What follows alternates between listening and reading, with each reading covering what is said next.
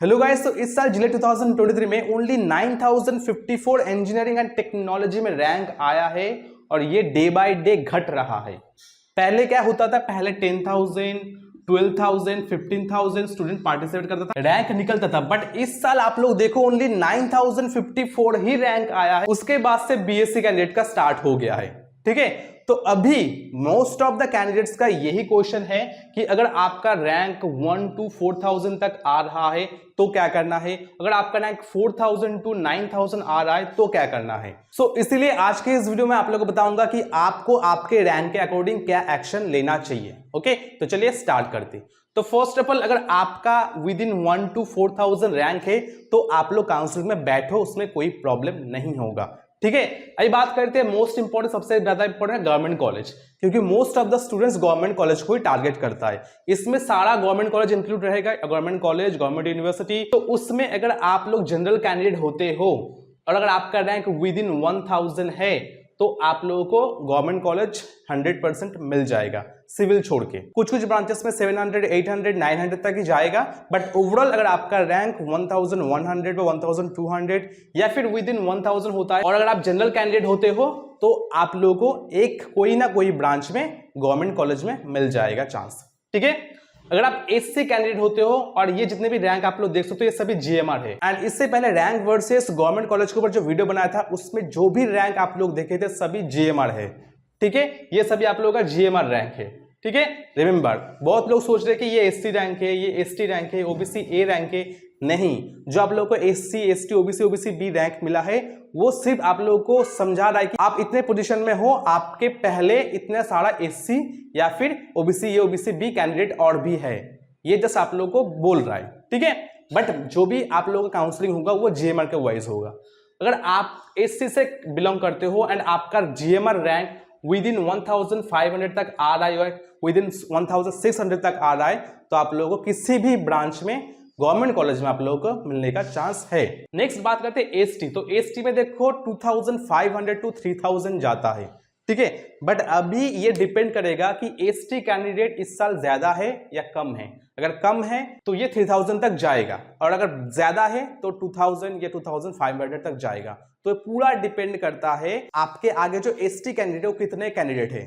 Just आप लोग हिसाब लगा सकते हो कि पूरे गवर्नमेंट जो भी आप लोग का सीट मैट्रिक्स निकलेगा गवर्नमेंट कॉलेज का, उसमें टोटल एसटी का सीट कितना है और आपका एसटी रैंक कितना आ रहा है। अगर आप लोग कैलकुलेशन कर लेते हो तो आप लोग पता चल जाएगा। तो चलो अभी बात करते हैं नेक्स्ट ओबीसी ए। तो ओबीसी ए में आप लोग देख सकते हो विद इन 2000 अगर आपका रैंक जीएमआर रैंक होता है तो आप लोगों का मिलने का चांस है। ओबीसी बी में 1500 का अगर अंदर होता है तो आप लोग गवर्नमेंट कॉलेज मिलने का चांसेस है।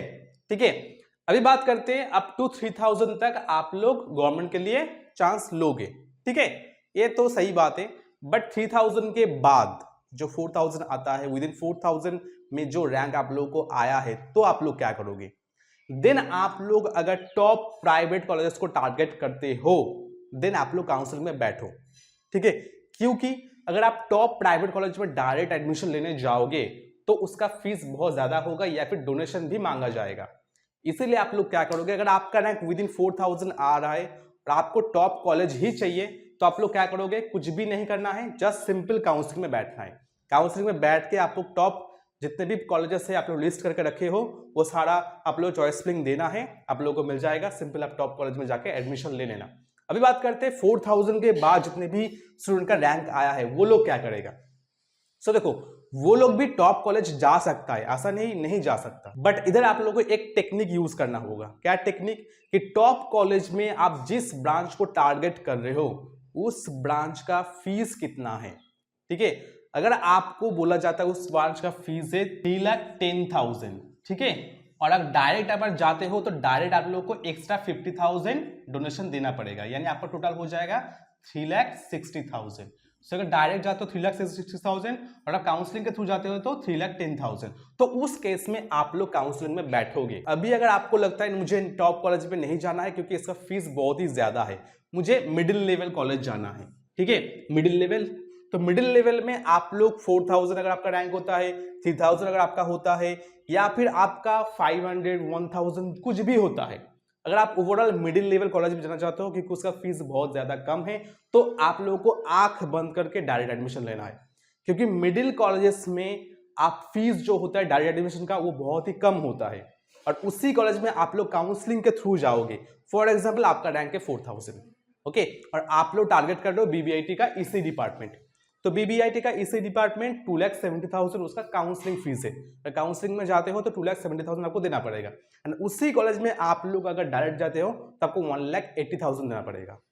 तो डायरेक्ट जाने में ज्यादा फायदा है या काउंसलिंग के थ्रू जाना फायदा है?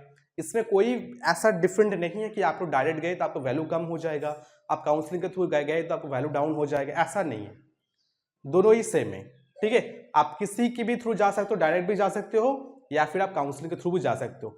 तो इसीलिए किसी भी कॉलेज में अगर आप लोग एडमिशन लेने वाले हो, अगर आपका रैंक अच्छा नहीं है तो कंसल्ट करने के लिए आप लोग मुझे कॉल कर सकते हो, या फिर ये 2 नंबर आप लोग देख रहे हो, ये दोनों नंबर पे आप लोग कॉल कर सकते हो। मैं जरूर आप लोगों को हेल्प करूंगा, मेरा टीम आप लोग को हेल्प करेगा कि कौन सा आप लोग के लिए बेस्ट होगा। ठीक है, बट एक बात आप लोग पहले जानना चाहिए कि सीएससी का डिमांड इतना ज्यादा बढ़ गया है कि मिडिल लेवल कॉलेज में आप लोगों को डोनेशन देना पड़ेगा, ऐसा हाल हो गया है। सीएससी का सीट बहुत ही ज्यादा कम हो गया है कॉलेजेस में, चाहे वो मिडिल कॉलेज हो, चाहे टॉप कॉलेज हो। लो कॉलेज में बहुत सारा सीट है, इसका फीस बहुत ही कम जाता है, 1,10,000, 1,20,000, 1,30,000 ऐसा जाता है। बट लो लेवल में सीएससी लेने का कोई फायदा नहीं है, सीएससी, आईटी या फिर ईसी। लो लेवल में आप लोग इलेक्ट्रिकल, मैकेनिकल, सिविल इसमें जा सकते हो, ओके, ईसी भी ले सकते हो। और आपको अगर लगता है कि मुझे नहीं डिग्री चाहिए ओनली, तो आप लोग सीएससी के लिए लो कॉलेजेस में पढ़ सकते हो, कोई प्रॉब्लम नहीं है। ठीक है, सो ओवरऑल अगर आप लोग मिडिल कॉलेजेस में सीएससी लेके पढ़ना चाहते हो और अगर आप देख रहे हो कि उस कॉलेज में आपको डोनेशन मांगा जा रहा है, देन आप लोग क्या करोगे, सिंपल आप लोग काउंसलिंग चूज करोगे। काउंसलिंग के थ्रू वो वाला मिडिल कॉलेज आप लोग दोगे एंड लिस्ट में रखोगे, चॉइस में रखोगे, आपको विदाउट डोनेशन उस मिडिल लेवल कॉलेजेस में सीएससी ब्रांच मिल जाएगा विदाउट एनी डोनेशन। ओके, तो आपको तो थोड़ा दिमाग से खेलना होगा कि आप अगर ओवरऑल मिडिल या टॉप कॉलेज में सीएससी टारगेट कर रहे हो या आईटी टारगेट कर रहे हो या फिर ईसी टारगेट कर रहे हो, तो आप लोगों को काउंसलिंग में बैठ के जाना होगा ताकि आप लोगों को एक्स्ट्रा डोनेशन ना देना पड़े। अभी क्या होता है, बहुत सारे स्टूडेंट का जो रैंक है बहुत ही डाउन है, 8,000, 9,000 उसको नहीं मिल रहा है। देन आप लोग अगर top and middle level colleges में सीएससी लेकर पढ़ना चाहते हो तो आपको डोनेशन देना पड़ेगा, क्योंकि ज्यादातर मैंने देखा है कि बहुत सारे कैंडिडेट जिसका रैंक अच्छा नहीं होता है वो मिनिमम जो कॉलेजेस होता है, जो लो फीस स्ट्रक्चर होता है, उसमें ही जाता है। तो अगर आप लोग उसमें ही जाना चाहते हो तो काउंसलिंग के थ्रू क्यों जाओगे, आप लोग डायरेक्ट एडमिशन ही लो, आपका फीस भी बहुत ही कम जाएगा। एंड बहुत सारे स्टूडेंट ऐसा भी है कि रैंक अच्छा नहीं आया है, ठीक है, फिर भी वो टॉप कॉलेज में जाना चाहता है, देन आप लोग काउंसलिंग के लिए हेल्प ले सकते हो। अगर काउंसलिंग में नहीं होता देन उसी कॉलेज में डायरेक्ट एडमिशन ले लो, कुछ आपको डोनेशन में भी देना पड़ेगा। ठीक है, तो ऐसा ही पूरा आप लोगों का खेल है। आपको जस्ट समझना होगा कि आपका रैंक कितने के अंदर आता है, आपको कैसा डिसीजन लेना है। ओवरऑल अगर आप मिडिल या लो कॉलेज में जाना चाहते हो तो आप लोग डायरेक्ट एडमिशन ले लो, और एडमिशन के रिगार्डिंग कुछ भी अगर इन्फॉर्मेशन लेना चाहते हो तो आप लोग मुझे बेझिझक कॉल कर सकते हो, मैं जरूर आप लोगों को हेल्प करूंगा। ठीक है, तो चलिए मिलते हैं नेक्स्ट वीडियो में, तक के लिए बाय, टेक केयर।